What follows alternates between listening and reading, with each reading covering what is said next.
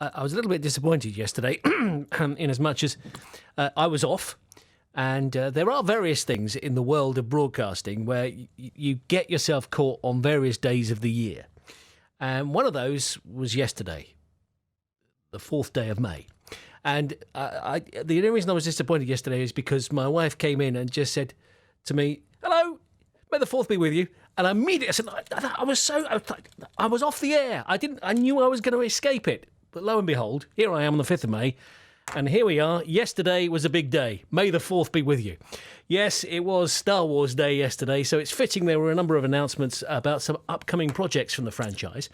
I always think the 25th of May should be it as well, but obviously it's not May the 4th. But nevertheless, because that was when it started back in America in 1977. But anyway, let's speak to film critic and off-screen podcast host Van Connor to tell me more about these. Van, hello to you. Hello to you, Phil, and a happy Revenge of the 5th to you. It is the Revenge of the 5th. That's a good play on pun there. I love that.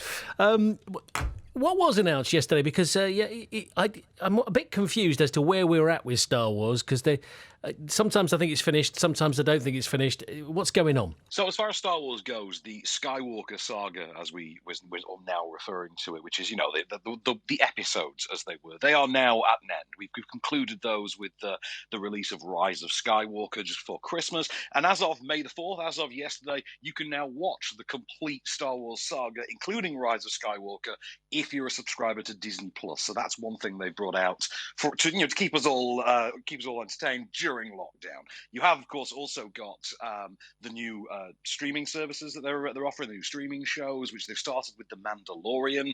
We've got an Obi-Wan Kenobi series coming. That's going to be like a 4-part event show. We're getting a spin-off that's all about Cassian Andor, one of the lead characters from Rogue One a couple of years ago as well. But they have said that for the next few years, the future of Star Wars is on television. They have said that. Now, we got some news about that. We got news about video games, and we even got another movie out of it yesterday as well. Wow. All right. Okay. So there were lots of things.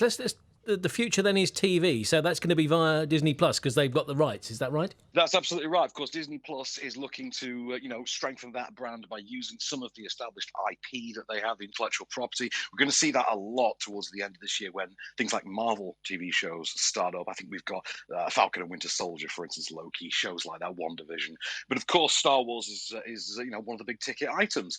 We're getting a new series that's going to be produced by Leslie Headland, who brought us Russian Doll on Netflix a couple of years ago. That was a huge, very buzzy hit.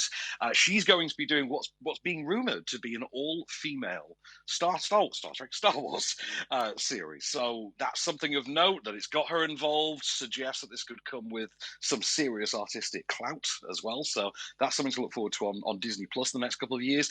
We have also, though, on the film side, got the biggest news imaginable, and that is that none other than Taika Waititi, writer, director, and star of What We Do in the Shadows, Hunt for the Wilder People, and of course recently the acclaimed Jojo Rabbit as well. He's going to be writing and producing and directing a movie for the Star Wars universe that he's going to produce with Krysty Wilson-Cairns, who wrote 1917. So there's a lot of talent being involved in there. Wow, I spoke to Krysty as well earlier on this year about 1917. So her star is definitely rising too.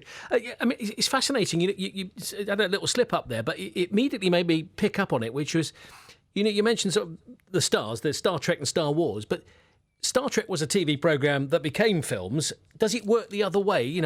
Does all this sort of plethora of TV projects from Star Wars, are the fans out there, will it actually work? Because you still want the quality, don't you? Well, we are getting that. And one of the things that is being talked about, more than the show itself, more even than Baby Yoda in the industry, is the way that they actually made The Mandalorian, which was to use this new virtual technology that literally is a soundstage where the walls are giant UHD 4K screens. So you don't need a physical set anymore. You don't need to go on location. They can literally digitally create whatever environment you want. And they pioneered this with The Mandalorian. They've used it in other films. I think they've used it since in things like Top Gun Maverick, a couple of movies, the higher Hollywood end as well. And thanks to lockdown, quarantine, COVID, demand for that technology has skyrocketed recently as well. But The Mandalorian was huge with critical acclaim.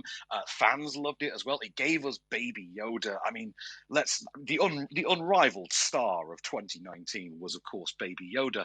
But I think if you're going to bring back fan favorite characters as well, like Obi-Wan Kenobi and things like that, you've got the recipe there for something really, really good. If it's going to be made to the quality of The Mandalorian, of course, the big ticket that they've got, the ace in the hole, and this didn't even come up yesterday because this information's about a week, 10 days old, is that Rosario Dawson has been cast as one of the big fan favorite Star Wars characters.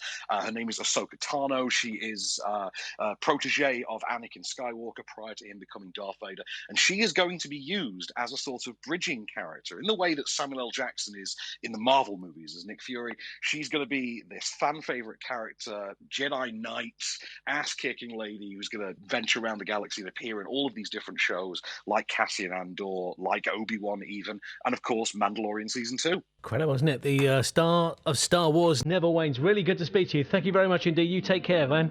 Yes, Star Wars ever continuing and ever growing as well. 43 years on from the release of the first ever movie in 1977.